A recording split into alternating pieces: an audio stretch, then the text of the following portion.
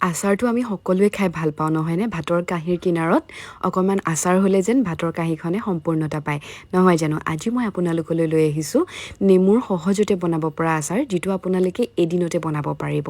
তাৰ কাৰণে এয়া এনেধৰণে একদম কেঁচা কাজি নেমু লৈ ল'ব এয়া নেমুকেইটা মই লৈ ল'লোঁ এতিয়া প্ৰথম কামটো হ'ব নেমুকেইটা ভালদৰে ধুই ল'ম এতিয়া ভালদৰে নিমখ পানীত ধুই লোৱাৰ পাছত এতিয়া নেমুকেইটা মই এখন কটন কাপোৰ লৈ লৈছোঁ আৰু কটন কাপোৰেৰে ভালদৰে মোহাৰি ল'ম যাতে তাতে অকণমানো পানী নাথাকে আৰু এয়া মোহাৰা হৈ যোৱাৰ পাছত এতিয়া মই নেমুৰ বাকলিখিনি গুচাই দিম এয়া ধুনীয়াকৈ নেমুৰ বাকলিখিনি গুচাই ল'ম আচলতে নেমুৰ বাকলিৰ সৈতেও বনাব পাৰে তেতিয়া অকণমান তিতা ভাৱ এটা আহে যদি বাকলিটো নিদিয়ে তেনেহ'লে আচাৰকণ খাবলৈ বেছি টেষ্টি হয় এয়া ধুনীয়াকৈ বাকলিখিনি গুচাই ল'লোঁ আৰু অকণমান বগা বগা এই বাকলিখিনিও এনেধৰণে গুচাই ল'লোঁ এতিয়া বাকলি গুচোৱাৰ পাছত নেমুটো এনেধৰণে চাৰি চিট কৰি লৈছোঁ আপোনালোকে ডাঙৰ ডাঙৰ টুকুৰা কৰিব বিচাৰিলেও কৰিব পাৰে মই এটা নেমুকে চাৰি চিট কৰি এনেধৰণে সৰু সৰু টুকুৰা কৰি কাটি ল'লোঁ এয়া গোটেইখিনি নেমু টুকুৰা ধুনীয়াকৈ কটা হৈ গ'ল আৰু এতিয়া তাতে মই ডাঙৰ চামুচেৰে 2 চামুচ নিমখ দি ল'ম আৰু নিমখখিনি ভালদৰে মিহলাই লৈ এয়া প্ৰায় 30 মিনিটমানৰ কাৰণে থৈ দিম যাতে নিমখখিনি ধুনীয়াকৈ গলি মিলি যায় তাৰ পাছতে এতিয়া মই এখন পেন লৈ লৈছোঁ পেনখনত দিছোঁ শুকান জলকীয়া তাতে জিৰা গুটি ধনিয়া গুটি ইফালে সৰিয়হ আৰু এইফালে চফ গুটি অলপ দি দিছোঁ এই মছলাখিনি দি এতিয়া ধুনীয়াকৈ মই ড্ৰাই ৰোষ্ট কৰি ল'ম আৰু এই মছলাখিনিৰে ধুনীয়াকৈ এটা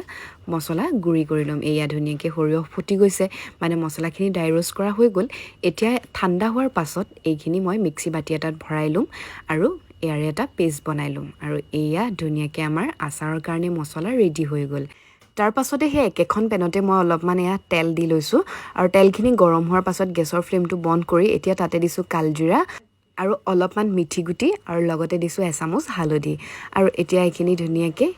গেছৰ ফ্লেমটো বন্ধ কৰিটো থোৱাই আছিলে সেইখিনি থৈ পেলাই তেতিয়ালৈকে মই নেমুখিনি উলিয়াই ল'লোঁ আৰু নেমুখিনি এয়া দেখিছেনে নিমখ দি থোৱা যে আছিলে ধুনীয়াকৈ নিমখখিনি মেল্ট হৈ গৈছে এতিয়া বনাই লোৱা মছলাখিনি মই তাতে দি দিলোঁ লগতে দিছোঁ এচামুচ ৰঙা জলকীয়াৰ গুড়ি আৰু এচামুচ কাশ্মীৰী লাল মিৰ্চটো দিছোঁ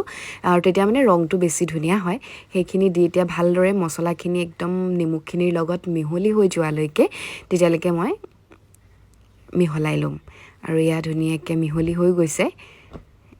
এয়া আৰু নেমু দেখিলেই বা নেমুৰ নাম শুনিলেই কাৰ কাৰ মুখত পানী আহি গৈছে বাৰু কমেণ্ট কৰি জনাবচোন আৰু ভালদৰে মিহলি কৰা হোৱাৰ পাছত এতিয়া মই সেই তেলখিনি দি দিলোঁ আৰু তেলখিনি দিও এবাৰ ভালদৰে মিহলাই ল'ম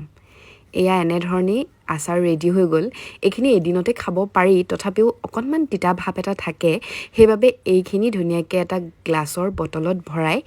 অলপ দিনৰ কাৰণে ৰ'দত দি দিব প্ৰায় 2-3 দিন ৰ'দত দিব ধুনীয়াকৈ একদম টান ৰ'দত দিব